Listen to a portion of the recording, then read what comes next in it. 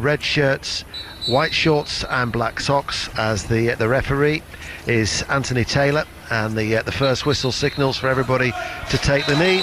And there we are, back underway now here at Old Trafford on BBC Radio 5 Live, with Manchester United playing from left to right up towards Martial, and straight away out for a throw as Tottenham attack the Stretford end.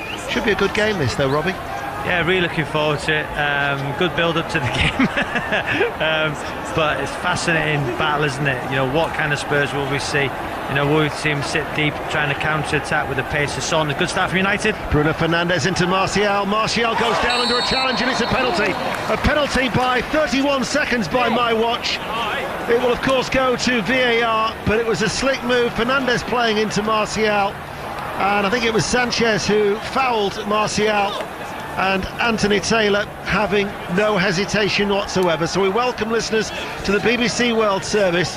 Inside the opening 60 seconds, Manchester United have been awarded a penalty, and it was Sanchez fouling Martial, and it will go to VAR, but Bruno Fernandes has the opportunity to make it a perfect 10 in terms of penalties since he arrived. Definite penalty. VAR will overturn that. Great little pass from Bruno Fernandes. The run of Martial, silly challenge from Sanchez as Fernandes steps up. Ian. So Bruno Fernandes has a straight run up here, right behind the ball, up against Hugo Lloris. We're inside the second minute here. Bruno Fernandes, he's not approaching this from any angle. Referee Anthony Taylor blows his whistle. Bruno Fernandes, chance to make it the perfect 10, and he obliges.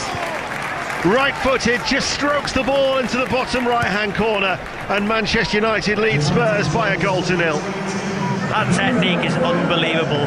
So as you say, Ian, 2 or 3 steps, the little hop before he hits it, eyes focused solely on the goalkeeper, and then he just waits for him, and then he just puts it in the corner. You know, Lloris didn't do anything, he was just trying to read him. Magnificent stand. Do you know what, Ian? From kick-off, Matic out to Rashford. Rashford drove at Aurier, they got a throw it into Fernandes, little ball round the corner, Martial penalty. Positive start from United. Clumsy challenge, wasn't it, from Sanchez? But you're right about that technique of Bruno Fernandes. Very similar to Jorginho, isn't it? The way that it's just a little bit of a skip, delayed, and then strikes it in. But 10 from 10 from penalties for Manchester United, and of course it means that he's added to his spot kick that he scored against Brighton. Stoke 0, Birmingham 1 is the latest score in the Championship. Preston got an excellent result earlier in the Championship, coming from 2-0 down to beat Brentford 4-2, their first win of the season. And of course the results in the Premier League: Leicester City 0, West Ham United 3, Southampton 2, West Bromwich Albion 0, Arsenal 2, Sheffield United 1, Wolves 1, Fulham 0, and we've got Aston Villa Liverpool to come at 7:15 for our next commentary on 5 Live Premier League Sunday. Don't forget that update for Donald Trump will be coming very, very soon for listeners on BBC Radio 5 Live. But for Tottenham now, they've got to dust themselves down and shake off the disappointment of going a goal down. Yeah, you're talking about that technique, Ian. It's so difficult for a goalkeeper, because what Fernandes does, he looks at the goalkeeper until the last minute, so he can either open his foot out, you know, and just side foot it into a corner, or he can whip it. You know, on that occasion, he just opened his... Oh, Maguire's header didn't necessarily have the legs to reach Lamela. Hesitancy at the back, and it's been seized upon. And Manchester United have conceded, and inside 4 minutes Tottenham are level. It was Harry Maguire with their header, didn't have enough on it, and in the end the ball has been drilled in from Ndombele, and Spurs have levelled, and we've had an excellent start to this game. It's 1 apiece. The big question is, was Shaw fouled by Lamela? I think it's Lamela. The ball had terrible header from Harry Maguire, and then does Lamela pull Shaw to the ground? I'm not so sure he does. Terrible defending. They need a defender. It's Harry Maguire. Terrible header, and the goal stands.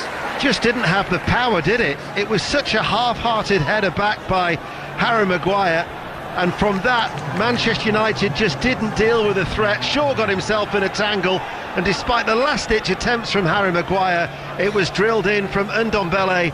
And 5 minutes into this game, and it is 1-1. You've got to say defensively there, two centre halves. I know we discussed it before the game, and I agreed with United do need they do need a defender. And I think that's highlighted even more there. Terrible header from Maguire, Bailly as well, short, weak at the back post. It wasn't a foul from Lamela. I was going to say to you about Jose Mourinho's game plan goes out the window after conceding that penalty, but they've quickly restored parity, and it's 1-1. Good game though so far, isn't it? You don't want to take your eyes off this for any minute. What a reaction from Spurs as well. Yes, credit to Tottenham. Credit Tottenham. Martial on the left-hand side. By the way, we haven't had a chance to text Chris Sutton yet to tell him you're in a combative mood for 6:06 later. Here's Bruno Fernandes, just tried to play it behind, and Ndombele might just well have broken up that move. Comes back though, shot from Greenwood, taken early, right-footed, just outside the deep, and into the sunshine for Lloris, that weak sunshine amongst the menacing grey clouds above Old Trafford. It was saved by the Tottenham goalkeeper. 1-1, BBC Radio 5 live in the World Service. That was a free kick, Wan-Bissaka fouled by Eric Lamela. Got to say, what a start to the game, but both sides defensively, the shambles. Sanchez with a challenge, on Martial, and then Maguire's header shows weakness at the back post. The disappointment thing for both managers. Ball played early. Fernandes had made that run through. Well, you're right. I mean, for Tottenham, they haven't kept a clean sheet all season in any of the games. I mean, actually, you have to go back for the Leicester game in July for their last clean sheet, so that will be a concern. But the ball has gone long by Dyer, flicked on by Son. Harry Kane, fouled by Maguire. Kane, early release towards Son. Son in the area. Son is through here, and that's a brilliant finish by Son. Just to dink it over David De Gea, but Harry Kane, with his quick thinking from the free kick, released the South Korean, and he was away. And Spurs have turned this game around in no time. 7 minutes played, they now lead 2-1. Magnificent. We talked before the game, Steve Crossman posed the question, Harry Kane, the provider, absolutely magnificent. He gets fouled by Harry Maguire. He gets up, puts his hand on the ball and puts Son away. His first touch through Shaw and Bailly. Shocking defending, but credit Spurs. Harry Kane, Maguire shocking once again. Ball through to Son, the pace to take him away from Bailly, and then the audacity just to lift it over the onrushing David De Gea into that far corner. Absolutely magnificent. It was a brilliant finish.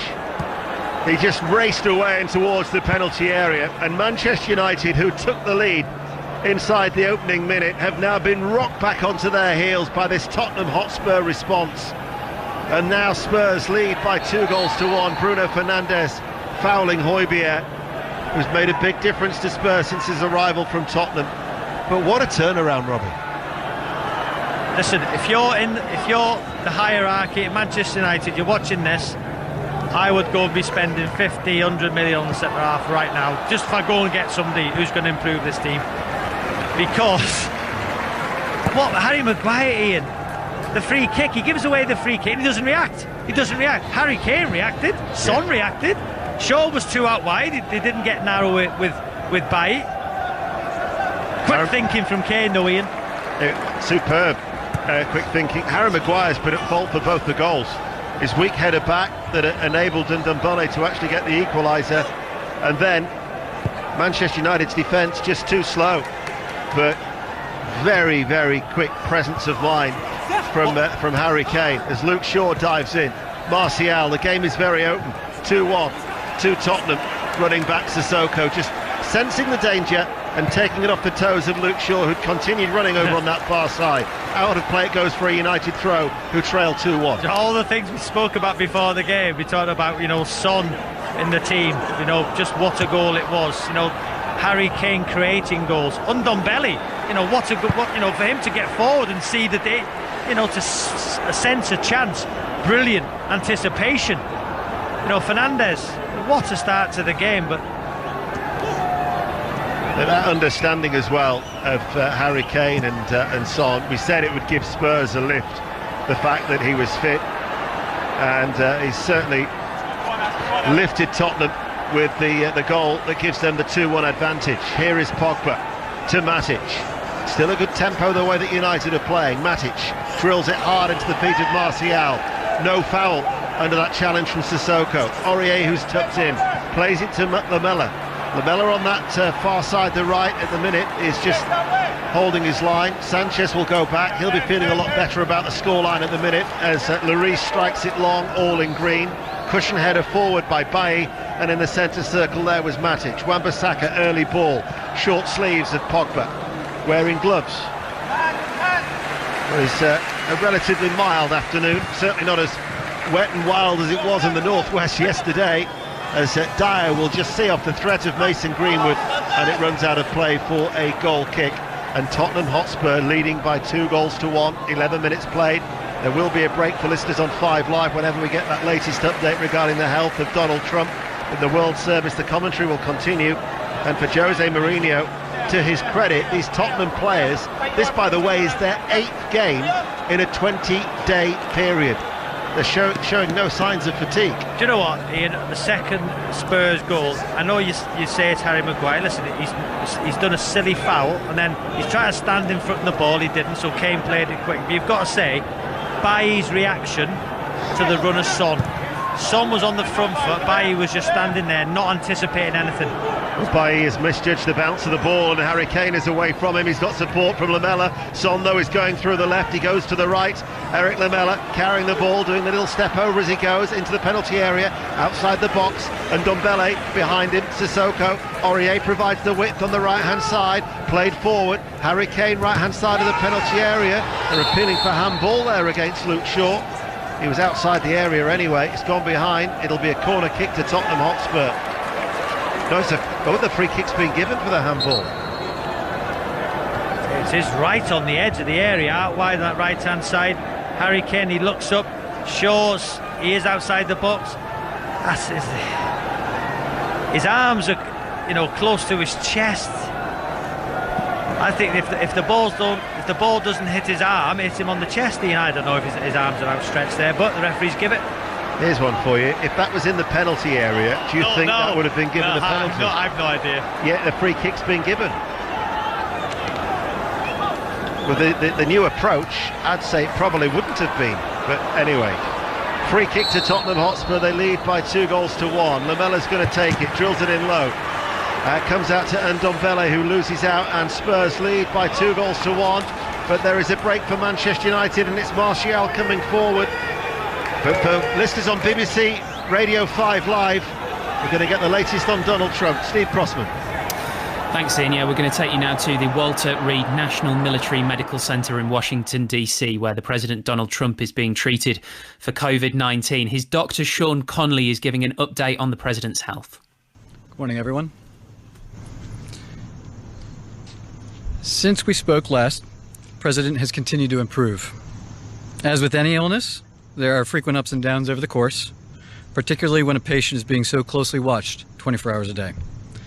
We review and debate every finding, compare it to existing science and literature, weighing the risks and benefits of every intervention, its timing, as well as any potential impacts a delay may have. Over the course of his illness, the President has experienced 2 episodes of transient drops in his oxygen saturation. We debated the reasons for this and whether we'd even intervene. It was a determination of the team, based predominantly on the timeline from the initial diagnosis, that we initiate dexamethasone.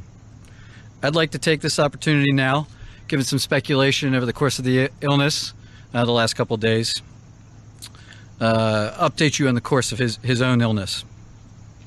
Thursday night into Friday morning when I left the bedside, the President was doing well, with only mild symptoms, and his oxygen was in the high 90s. Late Friday morning when I returned to the bedside, the President had a high fever, and his oxygen saturation was transiently dipping below 94%. Given these 2 developments, I was concerned for possible rapid progression of the illness. I recommended the President we try some supplemental oxygen, see how he'd respond. He was fairly adamant that he didn't need it. He was not short of breath. He was tired, had the fever, and that was about it. And after about a minute, on only 2 liters, his saturation levels were back over 95%. Stayed on that for about an hour, maybe, and it was off and gone. Later that day, by the time the team here was at the bedside, the President had been up out of bed, moving about the residence with only mild symptoms. Despite this, everyone agreed the best course of action was to move to Walter Reed for more thorough evaluation and monitoring. Now I'd like to invite up Dr. Dooley to discuss current plan. Thank you, Dr. Connolly. Before I begin a brief clinical update on the President's condition, I do want to reiterate my comments from yesterday regarding how proud I am to be a part of this multidisciplinary, multi-institutional team of clinical professionals behind me, and what an honor it is to care for the President here at Walter Reed National Military Medical Center. Regarding his clinical status, the patient continues to improve. He has remained without fever since Friday morning. His vital signs are stable. From a pulmonary standpoint, he remains on room air this morning and is not complaining of shortness of breath or other significant respiratory symptoms. He is ambulating himself, walking around the White House Medical Unit without limitation or disability. Our continued monitoring of his cardiac, liver, and kidney function demonstrates continued normal findings or improving findings. And I'll now turn it over to Dr. Garibaldi from Johns Hopkins to talk about our therapeutics and, again, our plan for the day.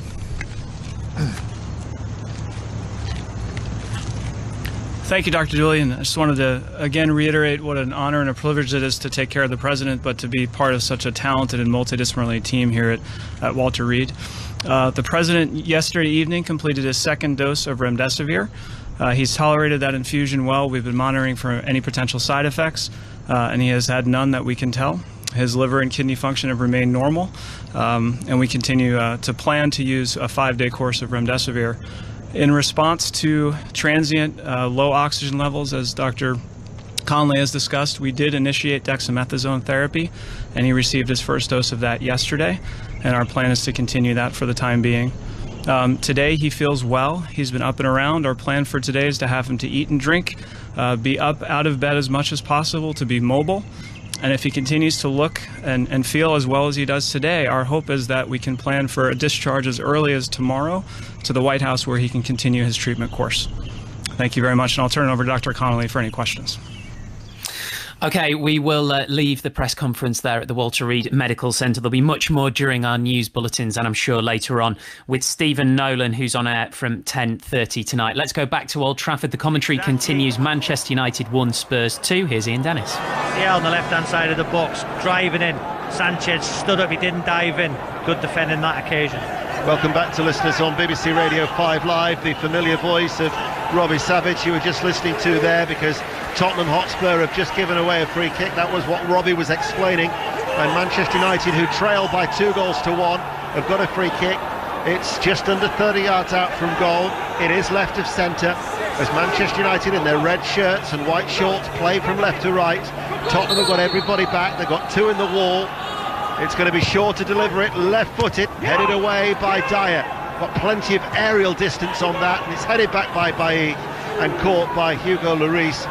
So the one thing we were talking about whilst we've been continuing to commentate on World Service, and if you did do what I said to switch across on BBC Sound, you can now, on the dial on BBC Sound, switch back to BBC 5 Live, because then you'll be able to listen to 606 after Aston Villa Liverpool, which is our next commentary with John Murray and Clinton Morrison on Premier League 5 Live Premier League Sunday, as well as giving you an up-to-date assessment of what's happening on T20's final day as the good ball is played into Rashford. Rashford in the area, Rashford waits, Rashford gets the shot away, hits the post and cleared by Højbjerg, and now the flag is raised. So the final underway, Gloucestershire against Surrey. Kevin Howell. Surrey are through to their first final in 7 years, 11 overs per side. Gloucestershire managed just 73 for 7, Liam Plunkett taking 3 for 12. Surrey in reply got there with 8 balls to spare. Thank you, Kevin. Stoke have equalised late. Nick Powell against Birmingham. Stoke City 1, Birmingham City 1. Rangers have got a second goal at home to Ross County. 2-0 they lead. That will take them back top over Celtic, who won at McDermott Park earlier beating St Johnstone by 2-0. The fact that the flag was raised, so had that ball not struck the post, it would have gone to VAR, because he must have been in an offside position. It was so tight, I've just watched the replay. Great position for Bruno Fernandes as a 10. Got on the half turn in between the lines and seen the run of Rashford from the left-hand side to the centre forward position. The assistant referees on the near side flag went up. You might not need to be talking about Manchester United's transfer policy on 606 later, the way this game is going. You'd just be talking about another excellent game of football. Shaw is forward. Here is Martial, just getting there first with Sanchez. Dealt with it this occasion, only as far as Matic. Good play though by United. Greenwood has the shot charged down, and it's caught by Lloris. What a 20 minutes it's been though, Ian. Two teams looking to score goals, not much play in the middle third. Tottenham had a little period of possession after they went 2-1 up, just keeping the ball. United now trying to press. Such high intensity from both sides. It's an excellent game of football. Tottenham lead by 2-1. Sanchez out to Aurier on that far side. Back in field, and then with Sissoko. Højbjerg was willing to drop in between the two central defenders. They bypassed him, but I think he wants the ball so he can then start to orchestrate as the fullbacks are pushed on. Here he is, the Dane, and then he goes square to Dyer. The dugouts, they're all out. You've got about 4 of them down there either side of the fourth official barking out the orders as Lamela, strong running, tried to poke it into the direction of Harry Kane in the penalty area. Manchester United though bring the ball clear. Reguilón did well. Of course he was being linked with Manchester United prior to his move. Was the Spanish defender. He ran back well and dealt with the threat. Spurs have won it in the midfield. Son. Reguilón is over on this near side. Left corner of the penalty area. Back to Son. Reguilón. Ooh, late challenge by Wan-Bissaka. Spurs were looking for the free kick there. Referee Anthony Taylor didn't award it. He's played the advantage. He almost got in the way there, the referee. Shaw now forward. Greenwood has drifted out towards the left-hand side. Martial is at the minute playing centre. Rashford's further out on the left. They're almost lopsided the way that United are playing. Here is Rashford on that left-hand side. Wan-Bissaka is forward. Greenwood now in the penalty area. Turns. Greenwood with a shot! Oh, that was close. That's what he's good at. Striking the ball early. Turn and shot outside the area. Flashes wide. Still 2-1 Tottenham. It was close, but they had the perfect opportunity there. I don't know if anybody's seen Leicester's disallowed goal earlier. Harvey Barnes with little 1-2s round the box. Rashford into Greenwood, and Rashford continued his run, and Greenwood for me has got to open his body and just give it a reverse pass into the path of Rashford, who would have been able to open his body up on his right hand side. But Greenwood turned back and shot just wide, but the game's got to slow down surely, and it's so quick. That's Robbie Savage on BBC Radio 5 Live. It's quick and it's very entertaining, and we've had goals. A flurry of goals in the opening 7 minutes. Manchester United on a couple of occasions have come close to an equaliser. Here is Greenwood. Reguilón will get there first, stabs it away, only as far as Pogba, right to the centre circle, plays it back out, Matic, Wan-Bissaka will venture forward, Bruno Fernandes, every outfield player is in the Tottenham half, Bruno Fernandes looking for the run of Rashford, very good defending by Aurier. He had to be alert, he had to be watchful, he took a tumble but he headed the ball to stop it from reaching Rashford. Tottenham at the minute, there's been Sanchez and then Aurier who've been spot on in terms of their alertness at the back. Out it goes for a throw. Shaw finds Martial. It rolls gently back towards Matic, 25 yards out from goal. Wan-Bissaka will come forward. He's yet to score in his career, so he was reticent to shoot. Greenwood, Bruno Fernandes. Tottenham have everybody back behind the ball bar Kane once again, but they're making it very awkward for Manchester United to try and find a way through. Maguire to Wan-Bissaka. Greenwood provides the width on the right-hand side. Pogba is forward. Bruno Fernandes shows himself. Here is Pogba. Lifts it out to Greenwood. Just in from the right touchline. Back inside to Pogba. Fernandes has made the run. Pogba couldn't find him. Has to wait. Matic from long range. Forward to Bruno Fernandes with his back to goal. Back to Matic. Closed down on this occasion. And Ndombele coming back from behind him. Getting an intervention there. and then again they can't thread it through because of the way that Tottenham are defending, and the break is on, and Lamela's released Son, and the flag stays down as it would, and Son is into the penalty area, and then it just bobbled. It bobbled for Son in the penalty area, and it ran away from him, and it's picked up by a grateful De Gea. Oh, what a chance, Son. What a chance. Lamela, absolutely brilliant. The way Spurs defended the 18-yard box, absolutely magnificent. White shirts like a wall, and then Lamela on his left foot, great run from Son. It's 1-on-1 v Matic. He gets past Matic, and then as he drives into the box, it almost come off his shin pad or his knee into the hands of David De Gea. What an opportunity. Great work ethic from the Spurs defensively. Another 50-50 battles, Ian. At this minute in time, they're winning. Great defensive shape on the counter-attack, brilliant. And that's what Son provides on the counter, isn't it? That outlet. You said it before the game, Ian. Thank you, Rob. One of the things you said right. Well, it must have been the second thing I said right, because in the argument you actually agreed with me despite arguing with me. I did. Those two games have finished, by the way. Rangers 2, Ross County 0. So they go back top over Celtic, who'd won earlier at St Johnstone 2-0, and Stoke City 1, Birmingham City 1. So Birmingham remain unbeaten in the Championship. Earlier, Brentford 2, Preston North End 4. As Harry Kane is played in Aurier. Aurier in the penalty area, steadies himself, gets the shot away, beaten away by David De Gea at his near post, and another opportunity. Well, it's 2-1 to Tottenham, but it could easily be, what, 3-3? I have no idea what Harry Maguire's doing in this game for Manchester United. He's the captain. So that there, Harry Kane gets the ball deep. Harry Maguire's got to pass him on to one of the midfield players, whether it's Matic or Pogba. He's miles out of position. That meant... And Ndombele, another good save by De Gea. Still the danger remains, and Lamela puts it wide. It's deflected behind for a corner kick. And De Gea, from a very, very tight angle, had to keep out that effort from Ndombele, otherwise Tottenham could have had a third. This is one of the best halves I've seen for a long time. It's been magnificent. Lamela there, you know, the block from Bailly, arms behind his back, hit him on the foot, you know, but that chance for Aurier Shaw's had to tuck in because Harry Maguire's so far out of position. What is the Manchester United captain doing? Nobody had tracked the run as well for the chance after that with Ndombele. He left Paul Pogba in his wake. Corner kick to Tottenham, who lead by 2-1. Lamela's going to take it right-hand side. In it comes, crowd of it, players, comes out to Reguilon, fires it back in. Sanchez was there, Reguilon keeps it alive, and Ndombele fires it in, and this time Bailly just threw himself at it, and it's blocked and goes behind for a corner kick, and Tottenham again close to another goal as they continue to put pressure on Manchester United's goal. Bailly with a great block there, another corner, the in-swinger from Lamela. Reguilon with a shot blocked, and then blocked again from Bailly. Two outstanding blocks from Bailly. Son to take the corner kick down in front of the tunnel area as Tottenham attack the Stratford end, for those of you who know Old Trafford, and there's a Tottenham player down, and Manchester United are down to 10 men. There is an off-the-ball incident. I'll admit I didn't see it. I was watching Son take the corner kick, but Anthony Taylor has brought out the red card. Lamela is the player down. He's holding his jaw.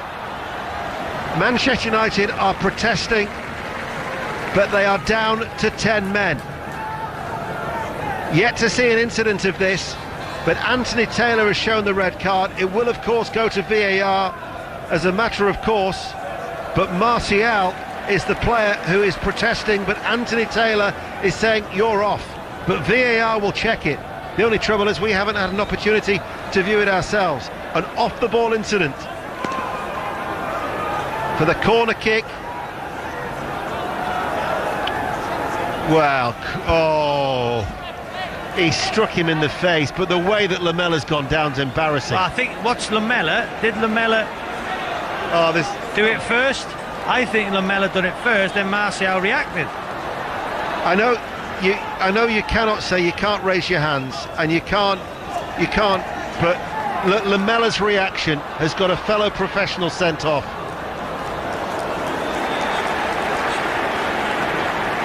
Martial is off the field of play. He waited until the last minute, right down even by the corner flag. Martial has been shown red. Manchester United are down to 10. The corner's been taken short Shot fired in on this occasion by Aurier. Lamela can't be proud of that, surely. It's a very late reaction, isn't it? You know, I've done it, you know, Ian, and I was ashamed of myself. We're just going to sit here. So Lamela pushes Martial in the neck. No, it's pathetic. Yeah, and then Martial touches Lamela, then goes down. Oh! Tottenham have won the ball from the back. It's pulled out to Kane. What was Manchester United's defence doing? They tried to play it out from the back. They were a shambles. And Tottenham, with the high press, won it back, played it to Harry Kane, who slots it in. And Manchester United down to 10 men. Now they find themselves 3-1 down. Wow, absolute shambles. So David De Gea plays the ball to Bailly. He takes 2-3 touches, passes it into Matic, who doesn't control it, and then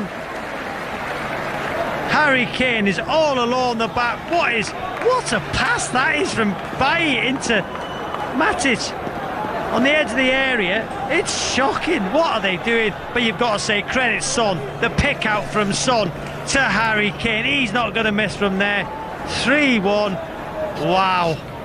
Well, wow. The one person who I think Harry Kane, because it was Harry Kane's challenge, I think, did he say on Matic? Slides in, that wins the ball from the press, and from there they were just so exposed. What on earth is Eric Bailly passing Matic with 2 white shirts on him? Credit Harry Kane. He's been magnificent, Harry Kane, for Spurs. What is this obsession though about playing out from the back that every side seems to do now in the top flight? Just get the ball long, kick it long, get rid of it. Manchester United, well, all of a sudden trailing now 3-1 and down to 10 men. There is a lot to dissect. 6:06 tonight, and of course you'll see it for yourself. Match of the Day 2 tonight on BBC One with Mark Chapman. Let's get an update from the golf with Ian Carter. Yeah, Tommy Fleetwood's been beaten in a sudden death playoff by fellow Englishman Aaron Rai, the 25-year-old with his second European Tour win to win the Scottish Open. That after Fleetwood 3-putted at the first extra hole. Thank you, Ian. Here is Wan-Bissaka.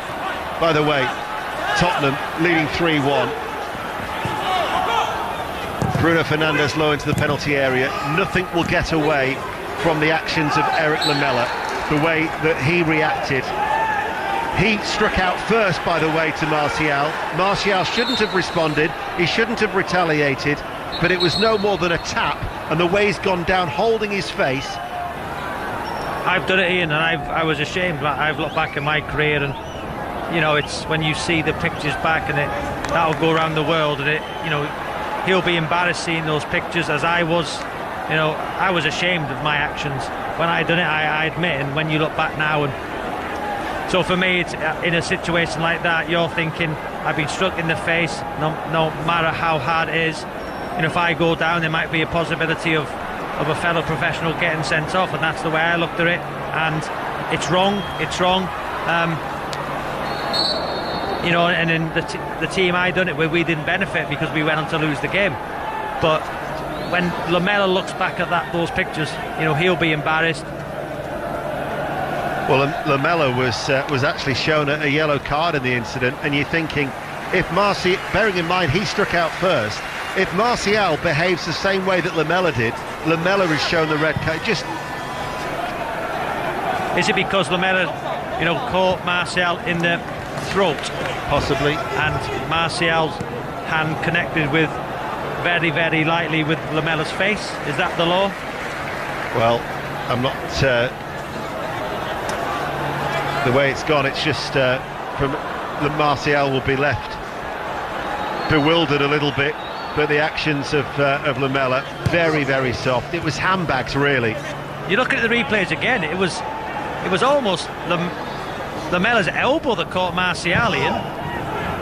Manchester United down to 10 men as a result, trying to get forward, cut out though by Sissoko. Lamela goes herring after it. Maguire will see it back towards David De Gea. Listen, are we seeing this right? We're seeing replays. I'd like Steve Crossman at half-time to tell us what social media is saying, because everybody will be talking about it. I thought there was more contact from Lamela's elbow on Martial's throat than there was Martial's hand on Lamela's face. I might be completely wrong. I'd like to know what people are thinking out there, Ian. Well, I'm sure you'll be able to have your say as well on 606 after our next commentary of Aston Villa Liverpool. 08085909693. Manchester United have been awarded a free kick. We've got 10 minutes to go to half time. We've had 4 goals, we've had a bag of chances, and we've had a sending off, and a controversial sending off, as Maguire goes all the way back to David De Gea. Even the sending off shouldn't, disguise the fact that Man United defensively are an absolute shambles. And you were right before the game. I argued myself, but I agreed with you. They need a centre half. Is Shaw good enough to be in the red shirt of Manchester United? 2 centre. Harry Maguire's the captain. Listen, he's a very good player, Ian. He's got to be a good player. He showed that for Leicester City. He's come to this football club. The goals, the second, the first, the header, the second one, he's on the halfway line trying to block a free kick, doesn't react. It's not just him, it's the whole team. The other thing, though, that has struck me, Robbie, is the way that Tottenham have played. And whilst we might be critical of Eric Lamela, you can be only effusive in your praise for Tottenham Hotspur. Been brilliant. For the intensity, their sharpness, their presence of mind, certainly when they've been quick to win the ball back. And this is a Tottenham side that is playing their 8th game in a 20-day period. And after you think from that opening day defeat to Everton, they've been unbeaten since. And this is a side that is playing very, very well. Very well. The recovery runs, the intensity they've played this football match.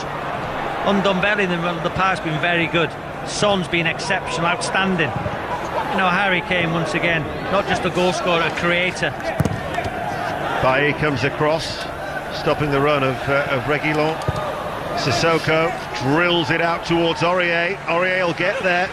Both fullbacks pushing on for Tottenham. Plays it in. Son! It's another goal! What a cute finish that was by Son, just to guide the ball in past the near post. And Tottenham Hotspur now lead by 4 goals to 1, taking full advantage against this Manchester United side that is down to 10 men. Tottenham simply too sharp. 4-1. Wow. There's a picture of Ed Woodward here on our screens, sitting there motionless, and he must be thinking, what on earth are we doing defensively? Harry Maguire ends up in a left-back position. Shaw is all over the place. Bailly ends up in a right-back position in the first challenge. They never get set. So the back 4 is Shaw's as a centre-half. He's watching Lamela. Maguire goes over to the left-back position. Son just runs, not tracked, nobody near him, towards that near post, and then just flicks it in, passed through David De Gea's legs. Aurier through the legs of Harry Maguire. Poor. Son, great run, through the legs of David De Gea. Wow. 10 men or not, Ian, you can't defend like that. It's just so bad. Listen, before the game, Steve said, has Ollie improved this side, players? I still say yes, he has, but on today's evidence, they need defenders. Wow. But all of a sudden, the areas where they needed strengthening at the start of the window. We said before the game about social media, the reaction now, I'm sure on 606 tonight, we'll get calls, Ollie out. It's just remarkable that players at this level can be as bad defensively, isn't it? I take you back to my earlier point that I think the Manchester United manager's been let down by the hierarchy. That'll be a 1 for 606 tonight, Ian. 08 085 909 693. 6 minutes to go to half time. Manchester United trailing by 4 goals to 1. Luke Shaw on that far side,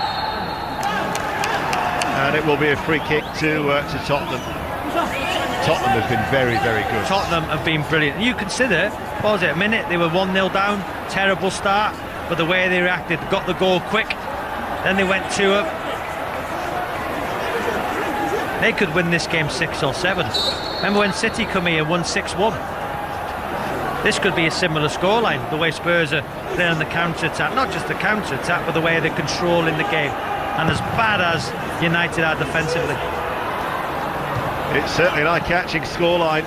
it's a scoreline that will please every Tottenham Hotspur supporter in the land. Manchester United 1, Tottenham Hotspur 4.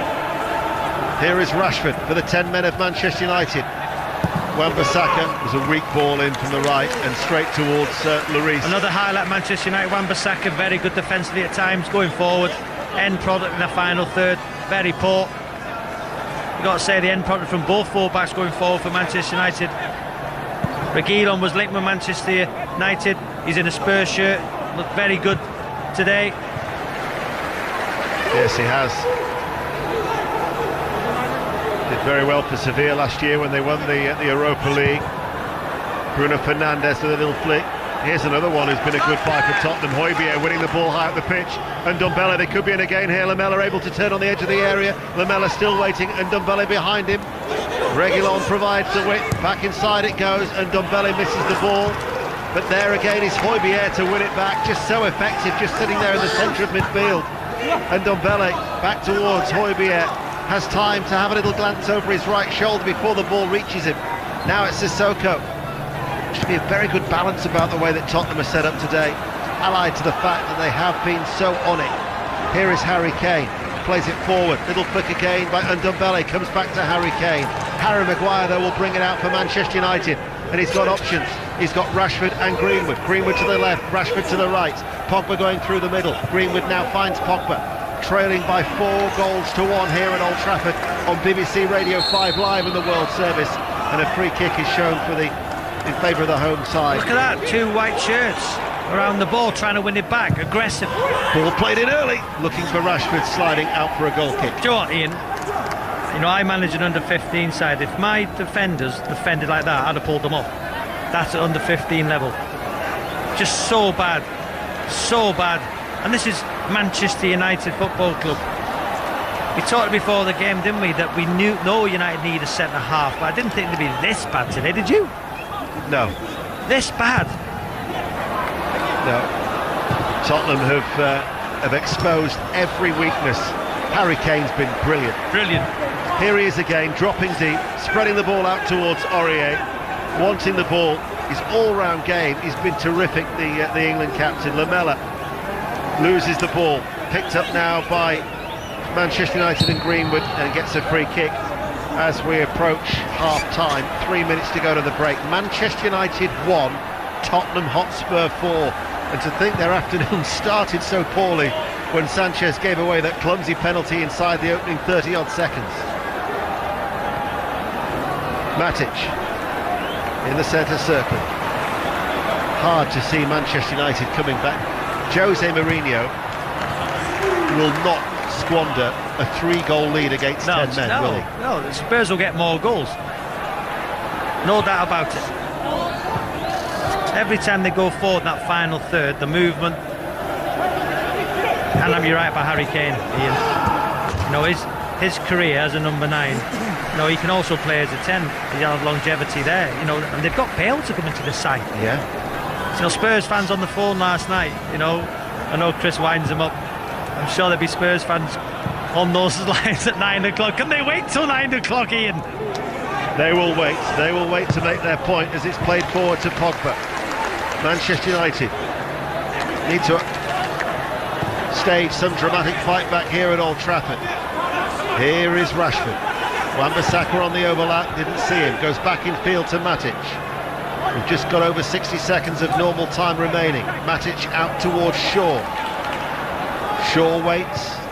Harry Maguire. Tottenham now are quite happy to drop off, and quite rightly so. Filling in.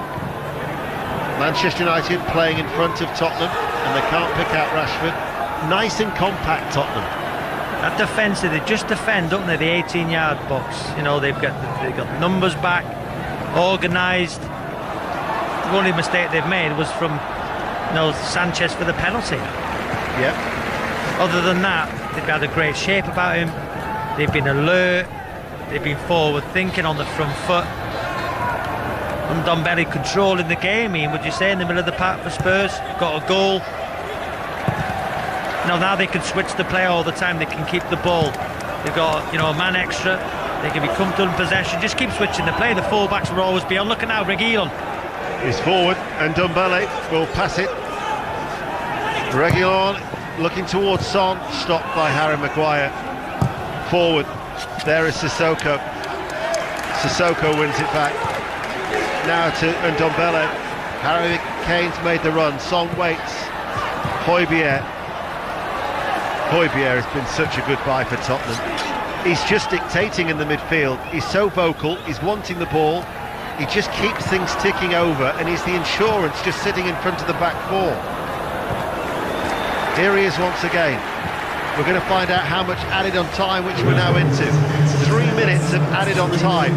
The first half of Manchester United 1, Tottenham Hotspur 4, and Manchester United minus Martial. Son, forward, Harry Kane. He's so good, Son, Ian. Wow, what a player Son is. Coming forward to Aurier, looking towards Son. In fact, he just flashed it across the face of goal, takes a deflection, and behind for a corner kick. I'm watching Luke Shaw. The desire to try and stop a shot across, non-existent. It's just really poor defensively. But let's credit Spurs. They're tearing Manchester United apart, Ian. Tearing them apart. Corner kick for Tottenham Hotspur. Jose Mourinho will not want the half to end the way that his side had played in this first 45 minutes. Son to take the corner kick. In it goes, flicked on, and flicked just wide by Harry Kane, who'd made the run at his near post, and that constitutes another chance for Tottenham. Harry Kane with a free header. It's a great ball in from Son. Pace on it towards that near post. Harry Kane just peels around, drives towards that level with the near post, gets a head on it for that back post. Free header. No contact from a Manchester United player. I'm thinking of Tottenham, who have scored 4 goals. They've forced 2 excellent saves from David De Gea. You've had that other chance from Harry Kane. You had the block from Bailly on Ndombele. They have created so many chances in this first half as Rashford runs forward on that left-hand side, and Aurier slides across and puts the ball firmly behind for a corner kick, and Rashford stays down. But look, that's the difference with Spurs. So Rashford goes past Sanchez, but then Aurier is there to make a challenge. They've always got 2 shirts around the Manchester United player. If somebody misses a tackle, somebody else is there supporting his teammate. Great togetherness. Corner kick for Manchester United. Harry Maguire's header actually goes away from goal. Reguilon was the player on the half volley who just clears it away, sweeps it to safety, and by my watch the 2 minutes of added on time are all but over. As Jose Mourinho still clapping, pointing, shouting. Hey, you might be able to hear him shouting to get the referee's attention, Anthony Taylor. And then I think Craig Pawson, the 4th official, has probably just said to him, don't worry, the 2 minutes are all but over, as Manchester United actually go back from that throw. But Tottenham Hotspur 4-1. Little glance at the watch from Anthony Taylor, out towards Shaw on that far side. Certainly no shortage of talking points in this first half here at Old Trafford. Back it goes to Bailly. Feeds it to Greenwood, right-hand side. Whack to Wan-Bissaka, and there is the half-time whistle. And what a half that was. Manchester United 1, Tottenham 4. Manchester United with a penalty inside the opening minute through Fernandes after Sanchez had fouled Martial. But after 7 minutes, Spurs were leading 2-1. And Ndombele getting the equaliser after Maguire's weak header. And then Son sent clear by the quick-thinking Harry Kane. And then Harry Kane and Son have added further goals. And then Martial sent off. However, that is the only downside to what had been a great game of football due to the inexcusable actions of Lamela. The question, I'd like to ask the referee and the VR in that situation. Lamela seems to push his arm and his elbow towards Martial's throat. If Martial goes down, would Lamela have got a red card? Because Martial stayed on his feet and then just taps Lamela in the face, who then goes down. Martial then receives a red card. What would have happened if Martial would have gone down on that occasion? That's the big question. Would then have Lamela got a red card? Pick the bones out of that, Steve. I mean, I've been sitting here listening to you, Robbie and Ian, and trying to work out what the best word is to describe what we've... Spurs, Son, wow, what a player. You know, Ndombele, Sissoko, Højbjerg in the middle of the park, brilliant. Except for that first mistake from Sanchez, which it was a penalty. But the way then they've played, look at the fullbacks. Aurier getting forward, great. You know, the assist for Son's goal, wasn't it? The fourth. Reguilon down this left-hand side, great balls into the box. United fullbacks, you know, Shaw's poor defensively today, Wan-Bissaka's a better defender, but both going forward, what do they produce in the final third? So there's problems all over the park. Can Cavani play centre-half? Well, I don't think Alex Telles can. From memory, he's a left-back, so... I mean, if the issues weren't apparent before the game, they should be now. It's a good point, though, Ian. We have to praise Spurs as well, rightly so. And, you know, Robbie's just listed a few of the top performers there. From the Harry Kane perspective, each one of Spurs' goals, there was something different that he did, which shows you his importance. I thought he's been brilliant. Obviously, he set Son away. Quick thinking free kick.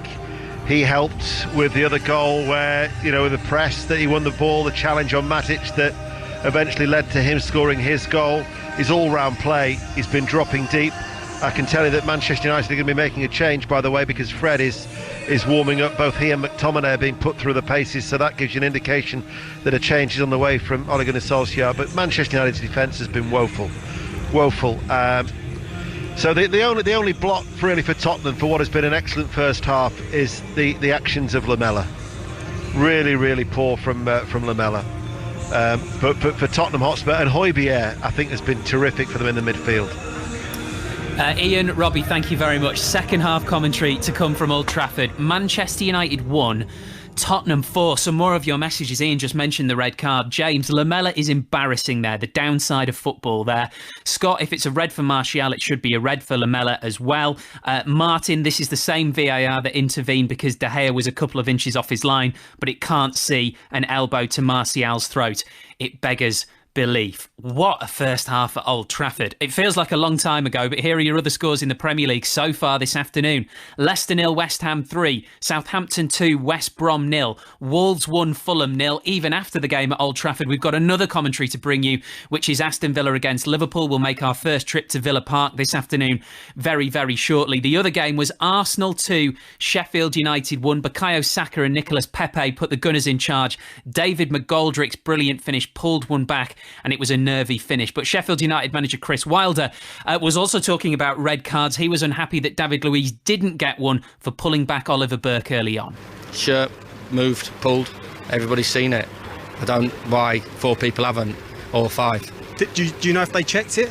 I don't know if they checked it. Well, they didn't check John Egan's when he got sent off, when he shouldn't have, because I've had a call back from I always get this wrong, PGLMO or whatever it is. PGMO. Yeah, saying they made a mistake, and they made a mistake against with Zanderberg's tackle that he got fouled with last week. And I've just said, explained there, which I think I've got the right to explain it, that the shirt gets pulled, no matter if it gets ripped off his back or it gets pulled as it did, which we all saw. And I think the pundits watching the game back, whether it's on, you know, Sky or BBC, have seen that. So regardless of that, John Lundstrom's big toe was offside by half an inch last year at Tottenham. It's half an inch. Burke's shirt gets pulled back. He stops him going forward. He gets pulled back. You're scratching your head? Yeah, I am, yeah.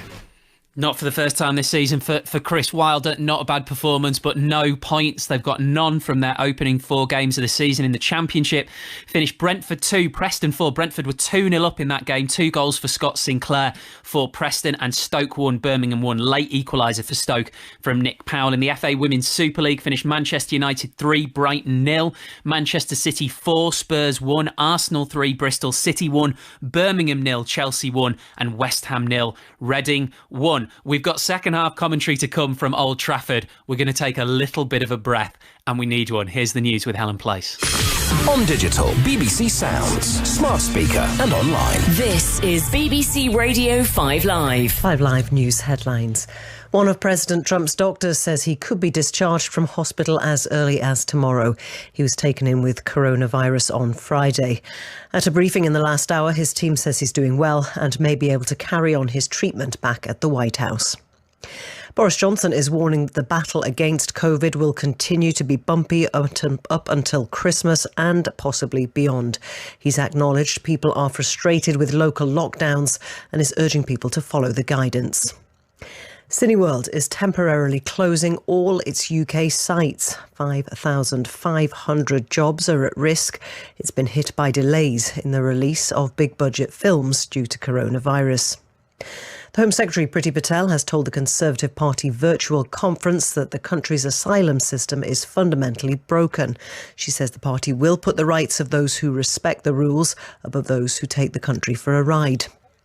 And heavy rain has brought flooding and travel disruption to parts of the UK. There are now more than 40 flood warnings in place across England, Scotland and parts of Wales. Hear the best of 5 Live Sport on BBC Sounds. 5 Live's Football Daily Podcast. The way he took his goals, right foot, left foot, good in the air, working hard, looked sharp as anything, and he's brought that to his game. Come on, John, get off the fence. I think Gareth Southgate's always said that he'll be picking players in form. He's certainly top of that list. We did think we'd start with the defending champions because editorially that makes sense. I'm not going to go around all 4 of you now asking Dean Henderson or David De Gea. I've learned my lesson from the Henderson. 5 Live's Football Daily. Listen using the BBC Sounds app. More live Premier League football than anyone else. 5 Live's Premier League Sunday with Steve Crossman. Manchester United won, Tottenham 4 at half-time at Old Trafford. We've got second-half commentary to come at the French Open. We've had a couple of shocks today. Right now, Russell Fuller is watching the number 3 seed in the men's draw. The US Open champion Dominic Thiem, who is 2 sets up on the French wildcard Hugo Gaston and level at 3 games all in the third. He's on track for a semi-final meeting with Rafael Nadal, who had an easy win earlier over Sebastian Korda. But the 3 surprises today: Iga Swiatek beating Simona Halep, the top seed, 6-1, 6-2.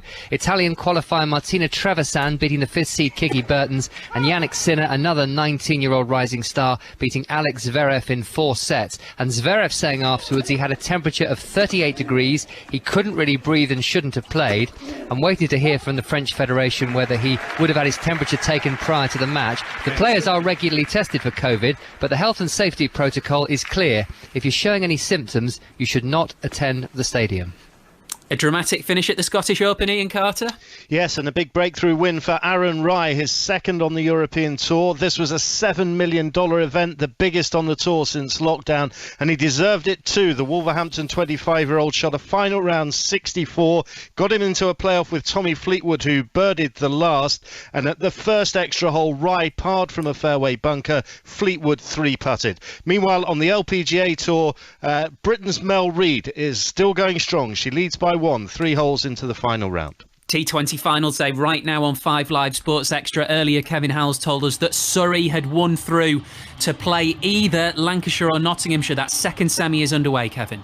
Yeah, 6-wicket win for Surrey over Gloucestershire, the first semi-final. 11 overs only for each of these, 16 overs for the final at 7:25. Liam Plunkett 3 for 12, reducing Gloucestershire to just 73 for 7. Surrey's victory with 8 balls to spare, just underway with the second semi-final. Lancashire chose to bat first against Notts. They're 28 for 1 with Croft and Livingston, the not-out pair, after 3 overs. Speaking of tight finishes, Sarah Orchard's been covering the final day of the Premiership season for us. You were at Saracens Bath. I was, and after the drama of the Sale match being postponed yesterday due to the 15 positive player test, today's final round of games wasn't meant to be as dramatic because the top 4 still can't be determined, but there was intrigue and plot twists, with Wasps thumping Exeter 46 points to 5. They join Exeter as the 2 home semi-finalists. Bristol, they beat London Irish with a bonus point, 36 points to 7. That secures their place in the semis because Bath faltered in the second half against Saracens. They let slip a 14-point lead to end up drawing 17 all. It means that Bath are now the team in what we're going to call the semi-final holding bay. They can be leapfrogged by Sale if their match against Worcester goes ahead on Wednesday and the Sharks win. But if that game goes ahead, is still in the balance, still with the whole Sale squad having to be retested for coronavirus on Tuesday. Thank you, Sarah. Elsewhere, Sotsat, ridden by Christian Demuro for trainer Jean-Claude Rouget, won the Prix de l'Arc de Triomphe. Enable was 6th. Ethiopia's Shura Kitata was the surprise winner of the elite men's London Marathon. Bridget Koskei, who holds the women's world record, defended her title. Canada's Brent Lakatos emerged victorious in the men's wheelchair race. Nikita Denbour took the women's victory. Let's now go to our correspondent John Murray, who's at Villa Park. We've got another commentary game still to come on 5 Live Premier League Sunday, which is Aston Villa Liverpool. Good afternoon, John. Good afternoon, Steve. Yes, all quiet here at Villa Park at the moment, and I know it's all happening at Old Trafford. So just to give you the main points here in terms of what we're expecting from the team news, we know that Thiago and Sadio Mane will not be involved. They're self-isolating, and the word doing the rounds today is the Liverpool goalkeeper Alisson has picked up an injury in training. We're just waiting for confirmation on that. It'll come shortly, and I suppose for Aston Villa the question will be whether Ross Barkley, who has moved to Villa Park on loan from Chelsea, whether he'll be in the starting lineup. But it's set up nicely here. Villa have won both of their league matches so far. You know, they've not won their first 3 league matches of a season in the top flight since 1962. But they're up against Liverpool, who are obviously the champions and have won 3 out of 3 in the league so far this season. Thank you very much, John. We will have loads of time to do a proper look ahead to Aston Villa against Liverpool once we are done at Old Trafford. Robbie Savage and Ian Dennis are our commentary team. No surprise, Ian, changes. Well, it's the 2 changes that we mentioned, wasn't it? Whilst they were warming up, as we were finishing off, they weren't long to be sent out. So Ole Gunnar Solskjaer was quick to make those changes, and McTominay and Fred are the 2 players who have come on, and it's Matic and Fernandes who have gone off. What do you make about that, Robbie? Well, not much creativity now in the Manchester United midfield. It's obviously don't get embarrassed. Listen, you've been embarrassed in the first half. Don't get embarrassed. Don't get beat 6 and 7-1 like you did. You know, when was it Roberto Mancini was manager here, and City come to Old Trafford and scored 6. You know, because listen, I'm sure Jose would have said to those Spurs players, right, go and score 6-7 goals.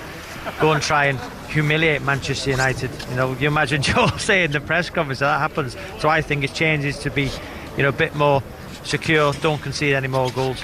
It'll be fascinating to hear what Spurs fans say to you on 606 later. But Spurs fans on my social media are talking about, I'm a Spurs fan, I'd be embarrassed if I was Lamela. They're saying and reflecting what we had said in the commentary and how pathetic it was.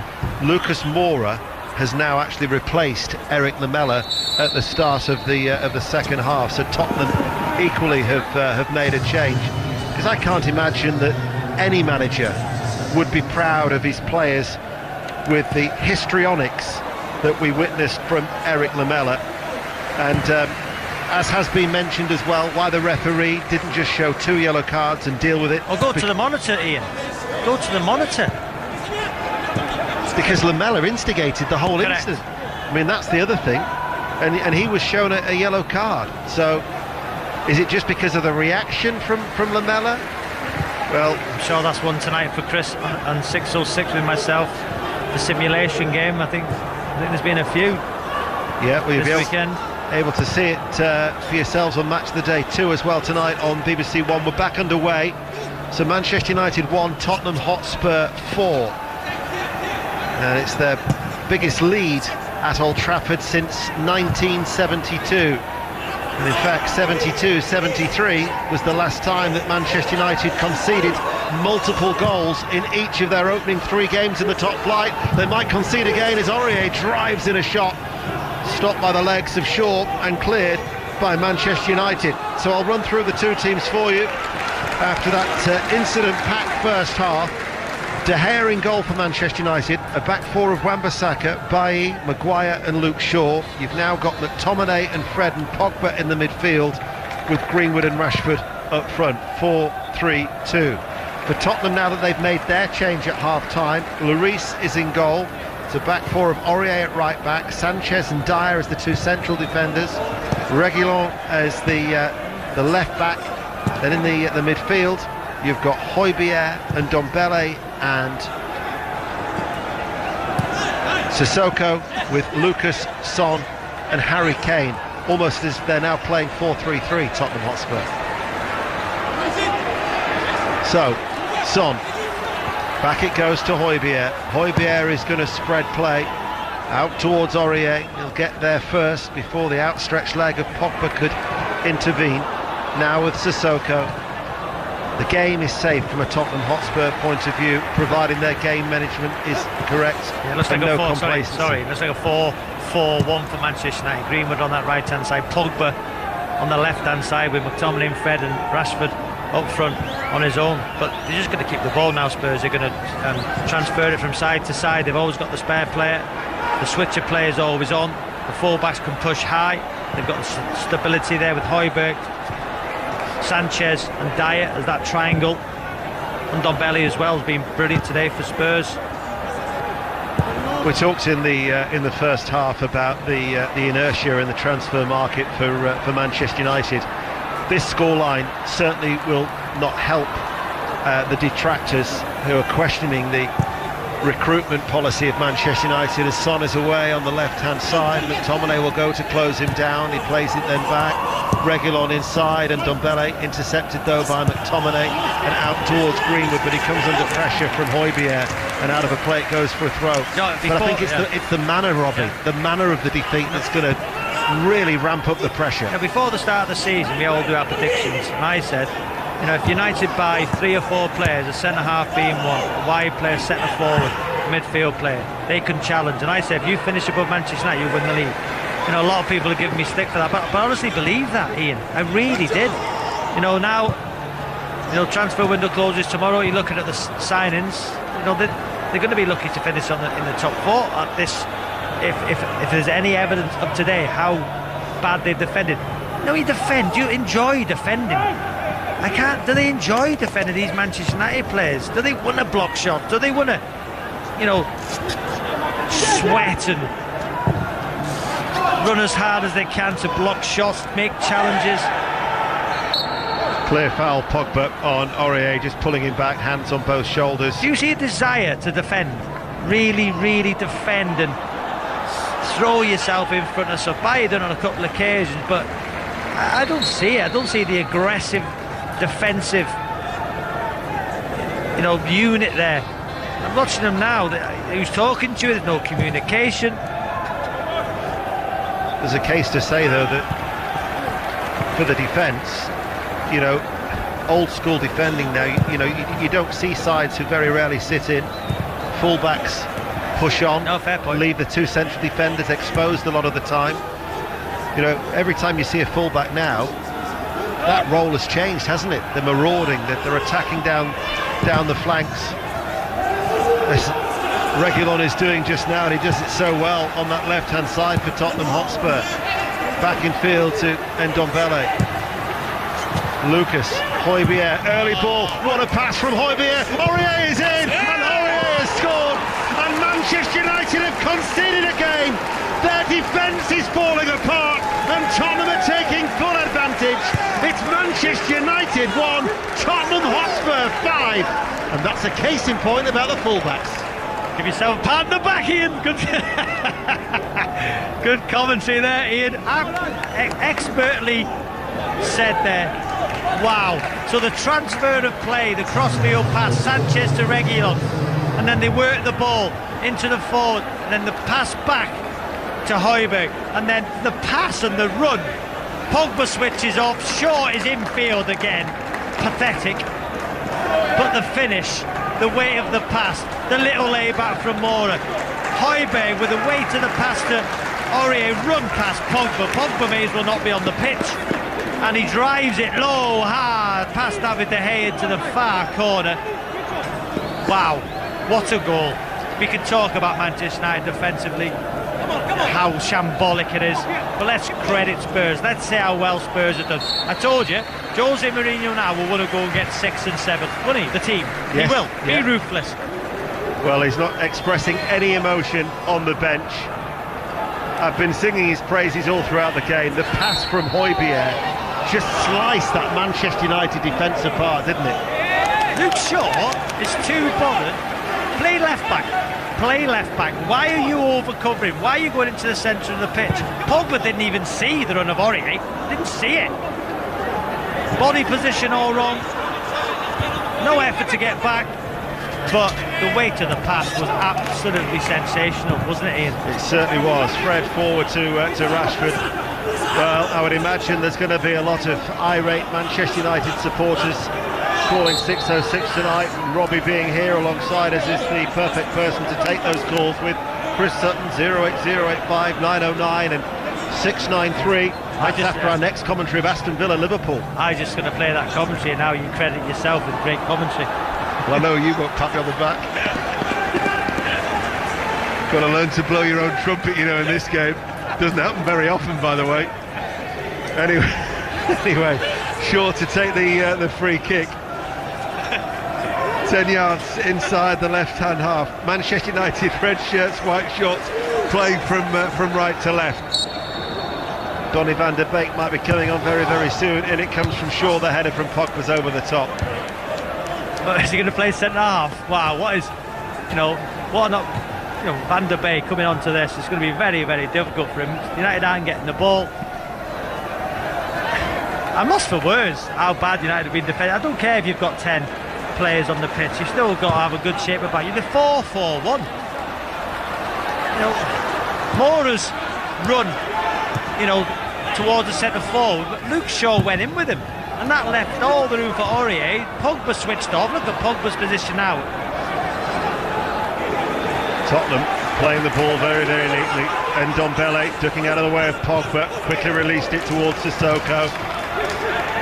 Keeping the ball very, very well under pressure. Tottenham Hotspur leading by 5-1, 8 minutes into the second half. I read a stat on the Spurs, on the BBC Sport website, that said Spurs had only won 1 of their last 13 Premier League games against the established Big Four. And just watch Reguilon back to Harry Kane. They are hungry for more goals. Harry Kane shoots low and it's wide. And I thought to myself, well, what is the established Big Four these days? Chelsea, Liverpool, the 2 Manchester clubs, Arsenal. So it prompted me to check Tottenham's record away from home against those 5, the established 5, and we're talking about a 6. And Spurs have won 2 of their last 20 away games against the other Big 5 sides. Manchester United and Chelsea, they've drawn 5, they've lost 13. So Tottenham in recent seasons statistically have not fared well against their rivals, but this sends out a real message, doesn't it? The manner of the performance. And let's not forget, what were they, 3-1 up before Martial was sent off? The sending off hasn't helped Manchester United's cause. It hasn't helped the spectacle of the game. But what it will never change is how poor Manchester United have been defensively. Yeah, once, and how good Spurs have been as well. Correct. Yes, we can say United have been a shambles, let's be fair, shambles. And I will give you credit for that commentary there where you were talking about how important full-backs are. Reguilon involved in the goal, Aurier with a finish. You look at Manchester United full-backs, Luke Shaw can't defend, and he's not very good going forward. Wan-Bissaka's a better defender, but in the final third going forward, it's poor. And when you've got 2 centre-halves who can't defend together, as a unit, even though they've done well towards the end of last season, the 2 goals at Brighton, who hit the woodwork 5 times, Brighton should have won the game, and then today conceding 5, it's there for all to see. You said it before the game. That's Robbie Savage on BBC Radio 5 Live in the World Service. I'm looking forward to Chris. I'm looking forward to Chris later. 08085 909 693. Sutton will be on it. And that'll be after our next commentary of Aston Villa against Liverpool.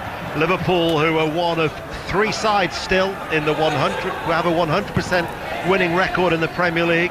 Aston Villa, of course, are the other, and Everton, who sit top of the table, 12 points from their opening 4 games. Everton impressive yesterday. The Merseyside derby, of course, is coming up after the international break.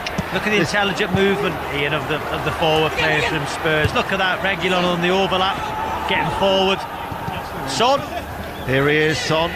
He's on a hat-trick, 5-1. Kane and Ndombele. Aurier on the score sheet. Shot this occasion is wide from Ndombele, just inside the penalty area on the left-hand side, and it's off target. The results earlier: Leicester City 0, West Ham United 3, Southampton 2, West Bromwich Albion 0, Arsenal 2, Sheffield United 1. Sheffield United staging a late fight back. I think there's been, despite the results, encouraging signs for Chris Wilder to try and build on after the international break as they travel back north. And Wolverhampton Wanderers 1, Fulham 0 in the Championship. Brentford 2, Preston North End 4, Stoke City 1, Birmingham 1, and in the Scottish Premiership, St Johnstone 0, Celtic 2. Rangers though back top after their 2-0 victory a little later on against Ross County. Højbjerg forward, Reguilon on that far side up against Greenwood, and he comes forward, slides into the challenge with McTominay, who slams the ball into the advertising hoardings, and it goes out of play for a throw. You know, Sam Wallace, who's the chief football writer for the Telegraph, he wrote a column on Chris Smalling and how that the centre-backs have been banked up here at Old Trafford, but he described Manchester United's transfer policy as a paralysis, and I thought that was such a good word, because that's what it is. I mean, I used the word inertia earlier on, you know, but they have been paralysed. They haven't been able to see and resolve a glaring area in the squad that it needs addressing, and it's come really to hurt them here 24 hours before deadline day, which, by the way, Monday Night Club from 7 o'clock tomorrow, transfer deadline day special with Mark Chapman, before of course we turn our attention to the internationals and England-Wales on Thursday night. Yeah, it certainly is. No Gareth Bale for Spurs, no Gareth Bale for Wales, which is a huge blow, but looking forward to that one. You know, England probably should win by a few goals. You know, the pool of players they have to choose from, you know, anything other than 2 or 3 goals from an England point of view will be disappointing.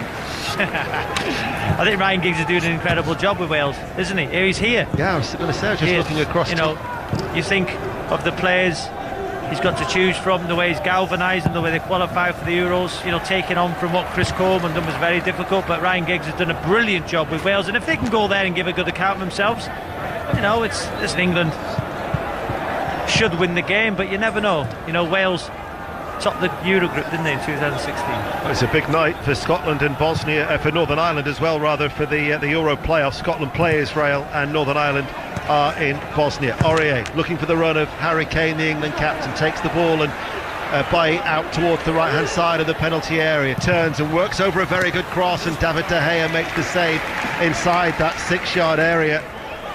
Ole Gunnar Solskjaer, who previously had won all 7 Premier League games at home against Tottenham, 6 as a player and 1 as a manager, well, that's going to end today in emphatic style, as Jose Mourinho is going to be making a change. And talking of Welshmen, I think we're going to be seeing Ben Davies coming on very, very soon. You see Harry Kane then a minute ago on this right-hand side, twisting and turning, you know, turns by and then puts a ball into a great area, lands in the middle of the goal on the 6-yard line. David De Gea had to come out and gather it. If somebody would have made a run across David De Gea, that would have been 6. Harry Kane's been magnificent today, hasn't he? Oh, yeah. Tottenham have been superb, and they have rammed home that superiority against a beleaguered Manchester United, who trail 5-1. 5 live, and still Manchester United supporters have got another half an hour of this suffering to continue against a Tottenham side that are showing no letting up. They're not. Hunger and the desire continues as they go in search of further goals. Wan-Bissaka closes down Reguilon, coming across is Bailly, but he's overrun it, and out of play it'll go for a Tottenham throw on that far side. Jose Mourinho, bizarrely in his press conference, was asked, are you not happy that Manchester United have got an extra 24 hours ahead of this game? Could the game have been delayed? And I was thinking to myself, well, where could the game have been played? Because there is no room in the calendar of this squeezed fixture schedule for Tottenham. But that'd be another pleasing thing for Jose Mourinho, the fact that how he has managed to navigate his way through this troublesome opening start to the season. 8 games in a 20-day period, and with a hiccup against Everton on the opening day, they are looking to extend their unbeaten run to 7, and in the process scoring 24 goals. Not too shabby, is it, in those 7 games? Højbjerg's just dictating the play, isn't he? Ian, you said in the first half that pass for Aurier's goal was sensational. He's just communicating, always talking to Sanchez and Eric Dyer, just getting the ball there off Dyer in the middle of the park. As Ndombele goes forward. Son, Reguilon, back towards Son, left corner of the penalty area. Tottenham, white shirts, navy shorts, playing from left to right. They've lost the ball. Fred. The only disappointment from a neutral point of view is Fred will come forward, but is unable to find the ball through. And that was Aurier just dropping back, coming into a central area, covering and stopping the ball. But it was actually a really good game of football, whilst it was 11 v 11. As there's a Tottenham player down, and that is going to be, I think, Bailly shown the yellow card for a challenge on Son. Yes, Son going back towards his own goal in United's half. Bailly's very tight, never going to win the ball. I think Bailly catches Son on the Achilles. His boot comes off Son. Was a yellow card, no question about it. It was a nasty one, that. Harry Kane just trotting across. He's just going to get some liquid refreshment. No, Jose Mourinho has talked about England resting him. There's no sign of Jose Mourinho taking Harry Kane off despite the scoreline of 5-1, is there? Harry Kane won't want to come off. He'll want to score more goals. Jose, I believe, will want to try and get 6 and 7 at Old Trafford. And who'd have thought before the game? That first minute, United go 1 up from a penalty from Bruno Fernandes. So many talking points for 6-6 later, Ian, isn't it? Obviously the Mella incident. Why did the referee go to the screen? It would have been 2 reds or 2 yellows, who knows, but I think he should have gone over to the screen. The opportunity is there. Why did I don't know, but you can't take anything away from Spurs today. No, at all. Well, at the minute they've equalled their best ever scoreline here at Old Trafford. They won 5-1 back in 1959. One more goal will register their best ever victory at Old Trafford. And you think as well how Manchester United, in terms of Premier League games, they've only Everton do they actually have a better home record against, or a better record against actually Manchester United. They've previously won 35 of their 56 encounters in the Premier League. But Tottenham, well, 5-1 they lead here. 64 minutes played, 5 live, and the World Service. But Tottenham with Sanchez forward. Aurier on this near side, the right. Lucas and Kane ahead of him. Diagonal ball cleared by Bailly. Bouncing ball that rides up the chest for Pogba, but loses out to his fellow Frenchman. Pogba actually had fouled Sissoko. He's lost a boot in the challenge there as Sissoko. Every 50-50. Fred has just picked up the white boot and thrown it further away from Sissoko. Every 50-50 Spurs are winning. More desire and aggression in their movement, in their tackling. Sissoko there against Pogba, got the ball off him quite easily and then got fouled. Van der Beek is going to be coming on. He scored against Tottenham at the Tottenham Hotspur Stadium when Ajax met Spurs in the Champions League semi-final. He's yet to start in the Premier League. He's going to make another appearance off the bench here, the Dutchman, with his short blonde hair. It'll be the third and final change for Manchester United.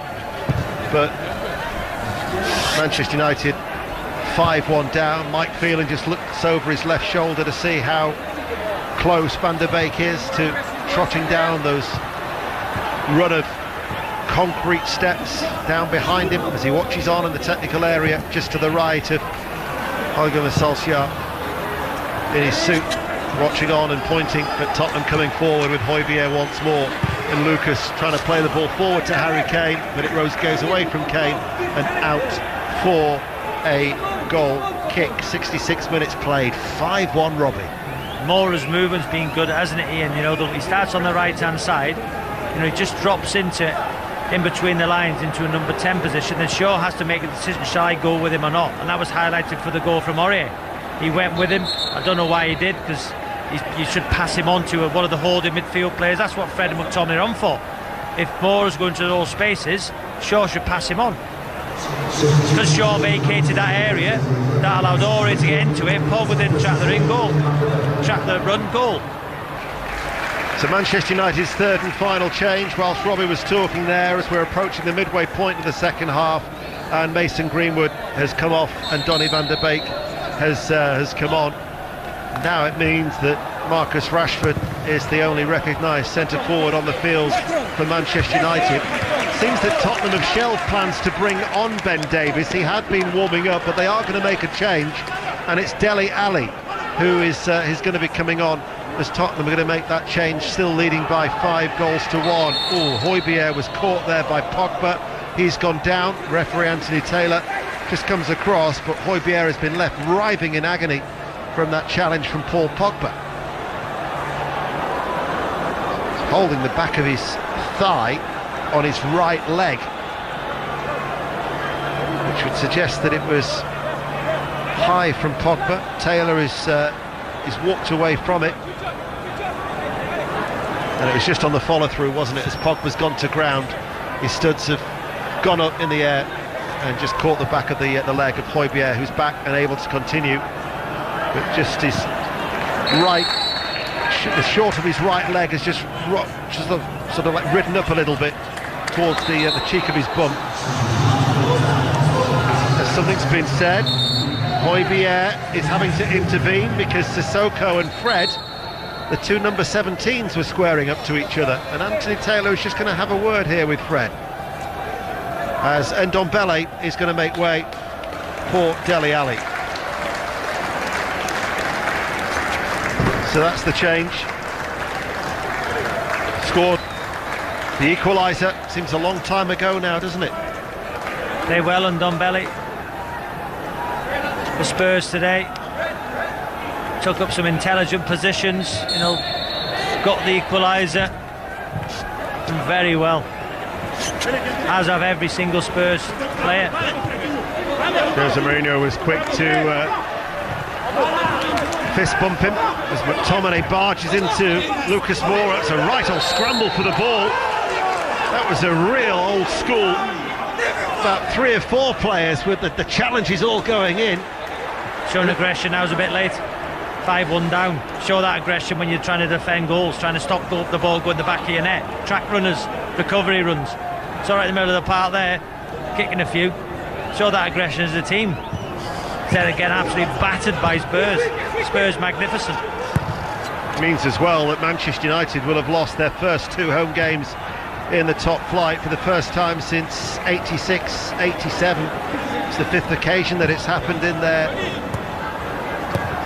history. And it means straight away that already there's 3 points from their opening 3 games, playing catch-up very, very early on in the campaign. After successive home defeats to Crystal Palace and Tottenham. Shaw on this near side. Tottenham Hotspur will move on to 7. They will remain certainly within touching distance of the teams above them.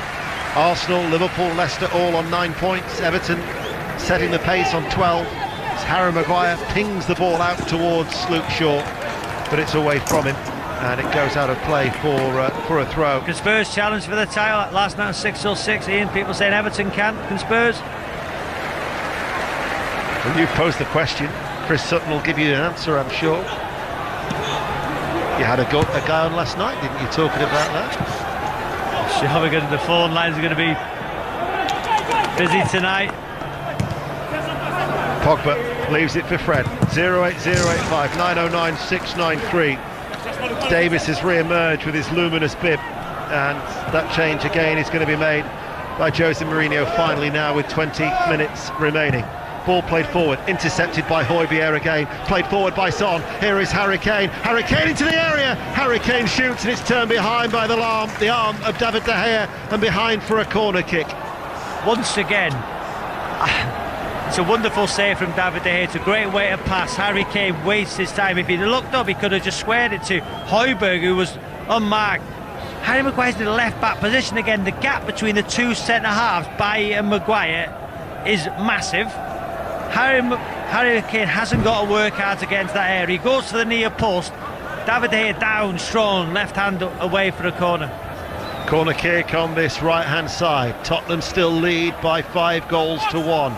It's a right-footed corner towards the far post, and Dele Alli got too much underneath it, 6 yards out, and headed the ball over the top. And as the change is being made, a reminder that Sotsas at 13-2 won the big race, the Prix de l'Arc de Triomphe on Chantilly. Enable only finished 6th. As Son is coming off, and well, Son has certainly made his mark, taking his tally to 7. Bearing in mind he was a doubt. Absolutely magnificent performance from Son. Do you know, not just his goals, but there was a point in the first half where I think it was Rashford or Martial was running towards the goal, and Son's recovery run, for any, you know, youngster who watches match of the day tonight, just watch that recovery run, his work rate from Son. Not only is he good in the attacking area, as we see Jose Mourinho giving a huge pat on the back, his work ethic, his quality is outstanding. And you wouldn't have known he had a hamstring strain coming into this game, would you? That was the reason why he was a doubt, and no wonder he's getting all the pats and all the handshakes as he makes his way into the main stand. Little pat on the back there by Joe Hart, former Manchester City goalkeeper. I'm sure he's enjoying his viewing this afternoon from his high vantage point here at Old Trafford, as Lucas Moura flicks the ball up, brought under control by Harry Kane, strikes the back of Sissoko. Dele Alli, though, will make sure it's still with Tottenham Hotspur, and Davis on that far side. Aston Villa Liverpool to come, 7:15.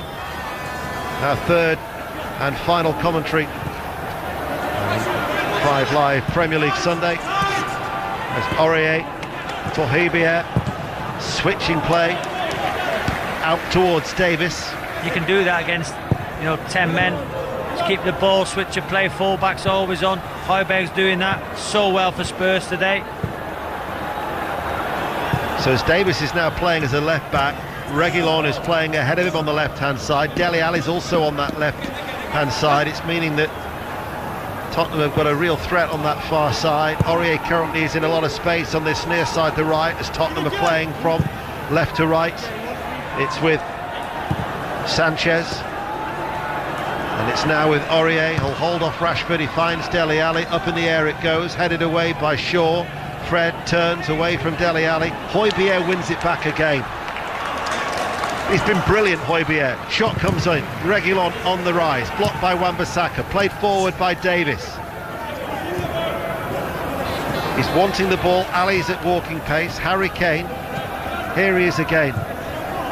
In midweek, when I watched Tottenham Hotspur against Chelsea, we were raving about Jorginho in the for the Chelsea midfield in the first half and how effective he was. Hojbjerg been brilliant in that centre of midfield for Spurs. He has. He's been magnificent. Just, you've got to watch match of the day for the pass to Aurier. As you said, it was, you know, cut through the United defence. There's a piercing ball from Hojbjerg. 15 minutes remain. Harry Kane up against Harry Maguire. Kane now outside the penalty area, shrugs off his England teammate, falls to the floor, tries to guide it out towards Reguilon, but still Spurs working so hard. They're not allowing Manchester United to come out, and eventually McTominay will play it towards Shaw, who can run into an area. But that is the intensity of Tottenham. There's still been no let-up from Tottenham Hotspur this afternoon. We'll bring you the reaction as much as we can before we switch our attentions to our next commentary at Villa Park. Villa against Liverpool, with our correspondent John Murray and Clinton Morrison. But we'll have the reaction hopefully before then. Not wishing to put any pressure on Gary Flintoff. Will be touchline. And I'm not too sure that Ole Gunnar Solskjaer will be quick to come out and face the questions, not only on the game but also about transfer deadline tomorrow, which coverage on the BBC Sport website throughout the day, and 5 Live tomorrow night from 7 o'clock with Mark Chapman through till its close. The sending off, it was a shambles defensively for United before that, Ian, wasn't it? It was. So let's be fair, it has changed the game a little bit, but not overall, because they were shambles defensively. Davis cantering forward for Tottenham Hotspur. Left-hand side, enters the penalty area. Davies, back it goes to Ali. Could be a penalty. It is a penalty. Davies was fouled by a sliding Paul Pogba.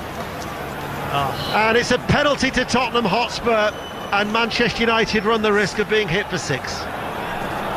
And the number 6, Paul Pogba, definite penalty. Davies brilliant, the full-backs of the outlet.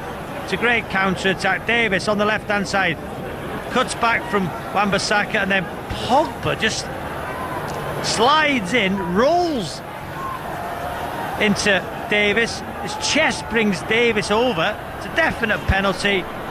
Wow, Harry Kane to make it. Just let this sink in.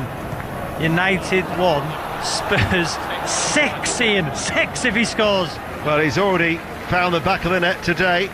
Prior to today, only 2 goals in 12 Premier League games against Manchester United. His all-round play has been superb. It's Harry Kane from the penalty spot, up against David De Gea. There's the referee's whistle. Harry Kane runs up now, right-footed, and blasts the ball home. And Tottenham Hotspur, it is a rout. It's their biggest ever win at Old Trafford. It's Manchester United 1, Tottenham Hotspur 6. Great penalty, wasn't it? Harry Kane's got that technique as well. About a 5 or 6 yard run, a little stutter, runs on the spot and then just smashes it in to David De Gea's right. David De Gea goes the right way. Great penalty, high into the roof. Magnificent. 6-1. 8 goals and 7 assists in his last 7 appearances for Harry Kane. What a player. It was as an emphatic a penalty as you could wish to see. And Tottenham Hotspur, it is a miserable afternoon for Manchester United, as Tottenham Hotspur have just shown no mercy.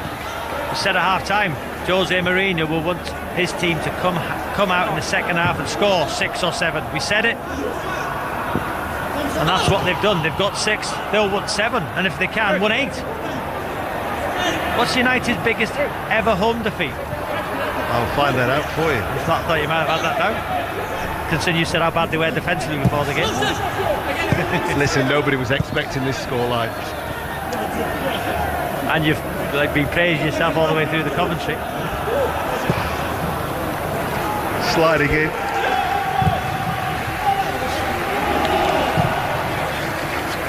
I'm struggling to multitask, I'll tell you that for a fact. It's certainly an eye-catching scoreline. If you remember back when Tottenham won here 3-0, Jose Mourinho was indeed the manager of Manchester United on that occasion, and it was in the press conference where he said, respect, respect, respect. You know, when he said it 3 times on the way out. That was the heaviest home defeat of his career. Well, City won here, didn't they? 6-1. With, remember, was it Balotelli, Dzeko? 6-1. Don't worry. If I can work the computer, I'll get it. I'll give you the answer by the end. But maybe by the time you go on 606 later on, I've got you the answer. Ed Woodward on his phone, we're seeing there on the TV screens. I just wonder, is it too late? Is it too late now to get defensive recruitments into the football club? Well, the thing is that, you know, it should have been done before now. You can't get, as Rashford round the back, blocked, flicked on, only partially cleared, now hammered away. You can't get to within 24 hours of a deadline day and start scrambling around.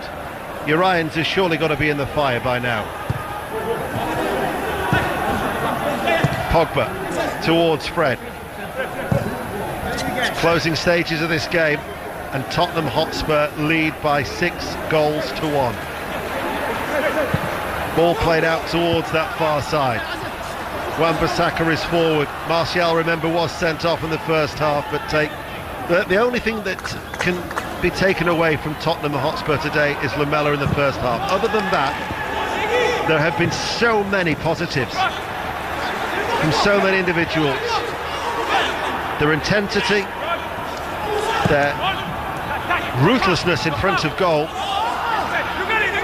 and 6-1, it has certainly been reflected by their dominance against this bedraggled Manchester United side.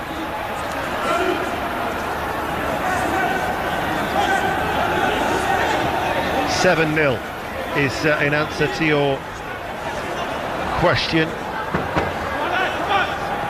Record Premier League defeat, actually.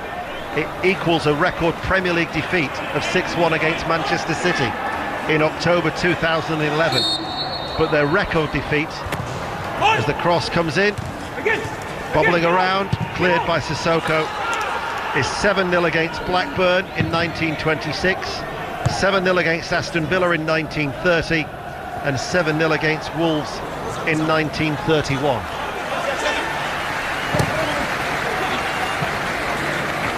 So here is Dele Alli. Now who's looking pleased with himself? Lucas Moura. Oh, that was a cynical challenge by Luke Shaw. Scythe down. Luke Shaw, he was clearly beaten by Lucas Moura, and he brought him down. No need for that. And Anthony Taylor shows the yellow card to the Manchester United left back. Poor tackle, isn't it, from Luke Shaw? Gets a yellow card. Nowhere near the ball. It was one of those tackles you would say, as a defender, you have to bring one down, take one for the team. Just going to see it. It's a yellow card. He had to do it. Moura was away from him. He was away from him because of his positional play, because of his desire to get back, because of the pace of Moura. He's been terrible today, Luke Shaw, as have all of Manchester United players. So 6 minutes of normal time remaining, plus added on time, and there'll be at least 3 minutes of that, bearing in mind the substitutions that have taken place for both sides. Tottenham leading 6-1. Reguilon with the free kick, left-footed, flat ball in, headed away by Pogba. Picked up by Ali, stroke back, Davis. In contrast to on the pitch, off the pitch, blue skies above Old Trafford, but it's a gloomy day, a gloomy scenario for those who follow Manchester United. Van der Beek to Shaw. Shaw on this near side, gets it back from Fred, plays it forward to McTominay. McTominay is able to turn out towards Wan-Bissaka. BBC Radio 5 Live and the World Service. 5 minutes of normal time remaining. Fred has given the ball away every time he's had it. And to be fair, he's not the only one though. McTominay has not done much better either. Well, we can say how bad Manchester United have been all afternoon, but I think we have to say Spurs have been absolutely magnificent, organised, and they went 1-0 down within the first minute, didn't they? But the way they've dictated the play, Højbjerg, as you've alluded to, the full-backs getting forward, Son's performance sensational. Harry Kane, he can play anywhere on a football pitch. Harry Kane, he's that good. Creativity, quick thinking for the Son's goal. Just been a brilliant, magnificent performance from a Spurs team. Can they challenge?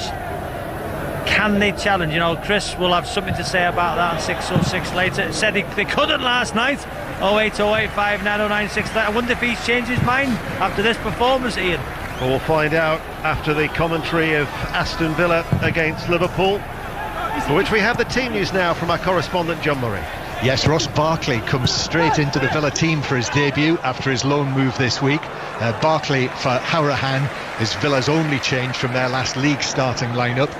And the team news brings confirmation that Liverpool's goalkeeper Alisson is out. He misses the match after a collision in training, so Adrian plays. Jota starts instead of the self-isolating Mane. It's Jota's full league debut for Liverpool. And Jordan Henderson returns as a substitute. He is, of course, in the England squad. He is indeed, and of course England against Wales you can hear on 5 Live on Thursday night, as Harry Kane will certainly link up with England's squad in fine fettle, taking his tally to 8, and he's actually nearing 200 goals in his Tottenham career as well.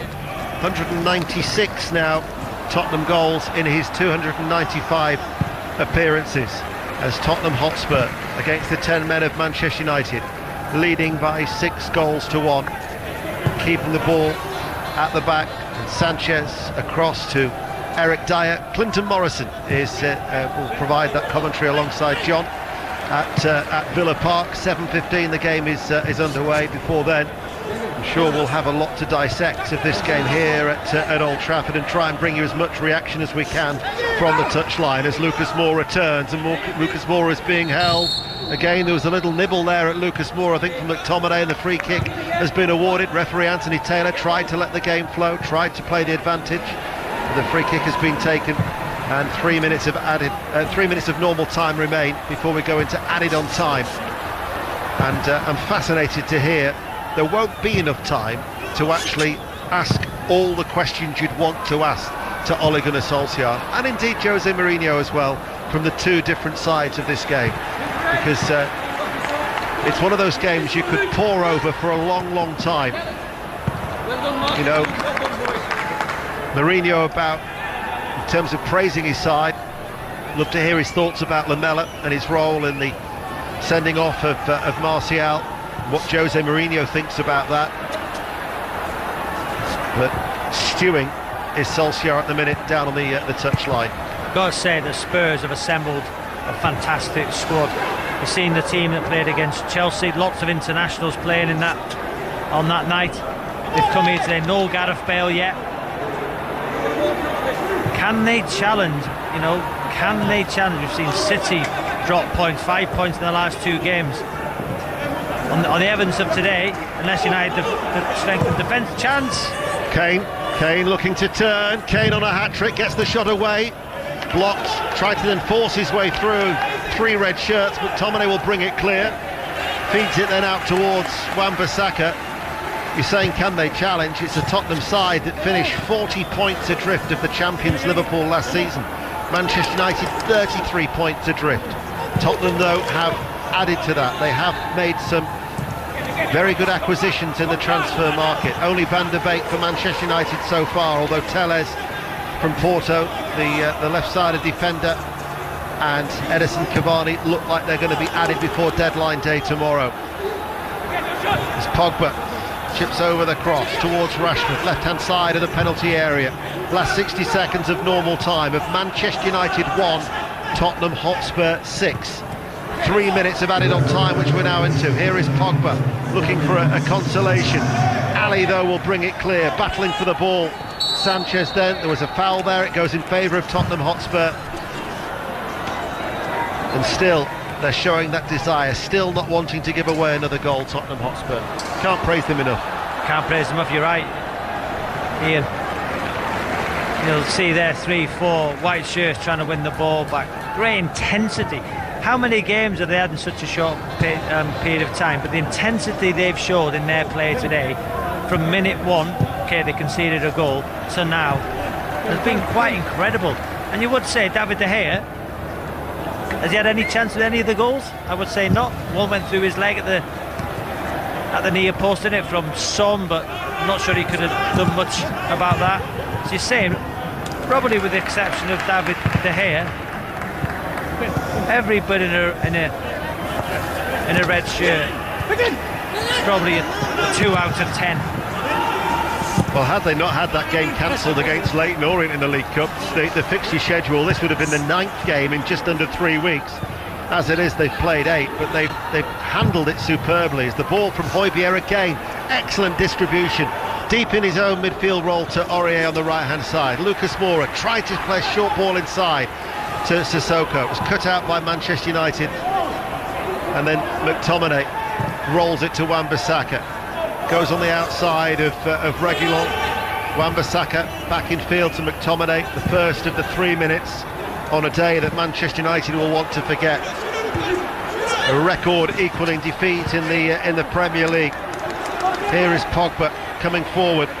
Pogba holds off Aurier, runs forward, runs straight into Aurier, and there are Tottenham able to break up the move, and Aurier finds Dele Alli.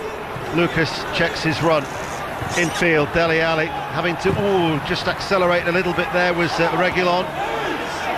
Sold him a fraction short, Dele Alli there, and Bailly came clattering in, might have just caught him. Reguilon wanted to square up, the referee was on hand to make sure it didn't boil over. Lucas now coming forward, sliding in his Van der Beek, and Manchester United have got the ball back, and we're halfway through the added on time here on BBC Radio 5 Live. 2 goals for Son, 2 goals for Kane, Aurier and Ndombele, and this after Tottenham Hotspur fell behind in the opening minute when Sanchez gave away a penalty. Manchester United 1, Tottenham Hotspur 6, and no wonder the cameraman is already trained and poised, ready to gauge the reaction of Jose Mourinho, who knows that he's under the lens, but they're going to get that reaction now as the final whistle is sounded. They get the embrace of the two managers, but it is a record equalling defeat in the Premier League for Manchester United. It is a day to forget for them, as Tottenham Hotspur have won this game by 6 goals to 1. They've hammered Manchester United 6-1. We can come on about Manchester United later, how bad defensively. Let's start with Spurs. Absolutely magnificent organisation, desire, aggression in with and without the ball, clinical in forward areas. Every player in a white shirt, 9 out of 10. Spurs absolutely sensational, one of the best performances I've seen here from any side at Old Trafford in years. 6 goals, equal record. Spurs magnificent. Manchester United, every player with the exception of goalkeeper, a 1 or a 2 out of 10. That bad. Recovery runs non-existent, desire to defend non-existent, organisation non-existent, absolute shambles. Spurs magnificent, Manchester United an absolute shambles. So an inquest will begin for Manchester United. I only hope that the positive play from Tottenham Hotspur is given equal coverage in its measure, because they were fantastic. Manchester United 1, Tottenham Hotspur 6. There are 2 massive stories here, Robbie Savage. One is how bad United were, the other is how good Tottenham were. So in the next sort of 10 minutes or so, we're going to get a Tottenham fan on to talk to us. We'll shortly be joined by a United fan as well. So let's start with Manchester United, because we will come on to Spurs with the Tottenham supporter in a little bit. I mean, this is their joint heaviest home defeat since 1955. This will be remembered. Oh, it will be remembered. You know, all those Manchester United fans around the world, you know, watching from their homes will be watching this, and wow, what will they say? It's a great start, let's not forget, great start. The front foot, Matic out wide to Rashford, won a throw in, and then they get a penalty. Martial, great penalty from Fernandes, his 10th, consecutive penalty he scored. Then it all fell apart defensively, out of shape, no leadership. The goals are just so bad. Luke Shaw kept going inside, over covering. Maguire at left back, not switching on, not running back. It's aggressive at the end there. 6-1 down by, trying to win a tackle and squaring up. Be a bit more aggressive, you're defending. Be a bit more aggressive in keeping the ball out your net. Harry Maguire, Manchester United captain. Seriously? Listen, he's a good player, he's an exceptionally well. Man United captain, listen, if he was playing for my under-15s today, which wouldn't be possible obviously, I'd have taken him off. He was that bad. How can my youngsters watching that today, if I'm having a go at them defensively, well, they're going to say, we watch Manchester United, they do that. Schoolboy defending. Desire run round Luke Shaw. That tackle at the end on Lucas Moura. He's in the wrong position. Then he hasn't got the energy or the willingness to try and match Moura. I'll tell you what I'll do, I'll just smash him and bring him down and get a yellow card.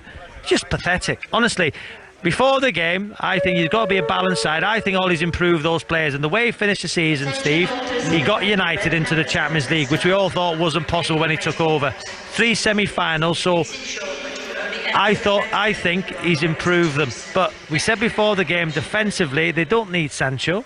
Do they? I think they need a centre forward, but Cavani's too late. Listen, he might do well. Who knows? Will he be a Falcao? Will he be a Zlatan? In the middle of the park, they brought McTominay and Fred on to defend, to probably say, listen, don't get beat anymore. Those two give the ball to the Spurs player every time they had it. all over the Pogba. I thought, listen, I've stuck up for Pogba in past 606s, and I think if United lose, let's have a go at Pogba. But I've got to be honest, Pogba today was absolutely shocking, as was every single Manchester United player except for the goalkeeper. So where does Ollie go from there? Ed Woodward, the pictures going to him. It's just so bad. But I can't understand the gaps in Manchester United's back four. Harry Maguire gets drawn out of position all the time, and he hasn't got the pace to get back. So then you're going to leave Bailly isolated. It just goes to show Son run away from Bailly and Shaw, and they don't want to defend. What can I say to what can you say to, as a coach, to youngsters watching that today? That's Manchester United, one of the biggest clubs in the world, can't defend. It's so bad. Do you know, there's one word that I've underlined 3 times, which you said in commentary, and you've just said it again, and it's the word aggression. Now, for anyone who's watched that Tottenham Hotspur documentary, it's a word that Jose Mourinho used time and time again, trying to get that Spurs side last season to be more aggressive. We saw none of that from United. And when you talk about Pogba, I heard your reaction to it in commentary. The penalty that he gave away, I mean, that says everything about that performance, doesn't it? It was just like a lazy slide, wasn't it? Yeah. And he rolled into Ben Davies. You talk about aggression. You know, I try and teach my youngsters to be aggressive with and without the ball. Spurs were all that. Aggressive in defending, aggressive getting numbers around, you know, the football. If a Spurs player missed a tackle, there'd be another one there. If he missed it, there was another one there. Organisation, communication. Højbjerg, as Ian said in commentary, when he wasn't patting himself on the back, you know, he was dictating play. He was absolutely magnificent. Son, wow, what a performance, Steve, from him. Harry Kane, where can he not play? He can play out wide, he can play as a 10, he can create, he can score. And you've got to say, as I'm joking with Ian, in that commentary when Ian was talking about how the modern day fullback is so important. The goal for Aurier, I think it was Sanchez, against 10 men, you switch the play. Sanchez switched the ball to Reguilon, and then he cut inside, and the ball went to Moura, who just laid it back. Aurier's run, Shaw had gone infield because I don't know where Maguire was, and then Pogba playing on the left, he didn't even see Aurier's run, left it, and Aurier run into the position where Shaw should have been and smashed it across David De Gea. United fullbacks can't attack. They can't. Listen, Wan-Bissaka's a better defender than Shaw, but Wan-Bissaka, when he gets in the final third, end product 0.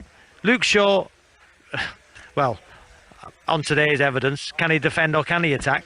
And the two defenders can't defend. So you've got massive problems. I'm getting hammered on social media. Listen, rightly so. I thought, Steve, when we do our predictions, if United would have got a centre-half, a centre-forward, a wide playing Sancho, and one other, I thought on the basis of last year, I thought, you know what? If you finish above them, you'll win the league. You know, and I said that, and I honestly believe that, because I thought the transfer policy, the recruitment, should be able to get 4 players in, being in the Champions League. Obviously, that's not going to happen now. So listen, United on the basis of that today, with how people have started the season, they'll struggle to get in the top 4 with the Champions League. Just reading some of the messages we're getting here, 85058 at 5 Live Sport, Robbie. Chris, Woodward and the United board are a huge problem. Don't get me wrong, I'm fairly sure any other manager in the league would have extracted more fight today. Solskjaer has to go. You said that's what people would say. Colin, 5 goals conceded and De Gea didn't even get mentioned. That just shows you how bad United were this afternoon. Phil, Maguire, 80 million. Dyer, 4 million. You don't need more than a nanosecond to work out who's got the best deal. I cannot wait for 6:06 tonight with Robbie and Chris at 9 o'clock. Chris. Hey, listen, we don't need to wait because we can speak to a United fan now. Jay, how are you doing? Oh, mate, I'm lost for words, right? And I'm going to say this, yeah? I'm going to say this, right? You're going to get fans coming on tonight calling for Ollie's head. You're going to get that from United fans. I'll tell you that for nothing. But those fans, yeah, who come on and say that are playing into the hands of the Glazers and the Woodwards, yeah? Right? Because this is their fault.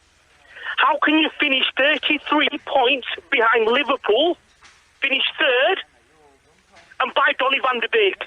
How? You are the problem, Woodward and the Glazers. The performance today, I was expecting that, mate. We were poor against Brighton. You know, we were poor against Palace. We got beat by Palace. We should have been beaten by Brighton. We got lucky with that. This is a cycle that keeps going on and on and on. It isn't all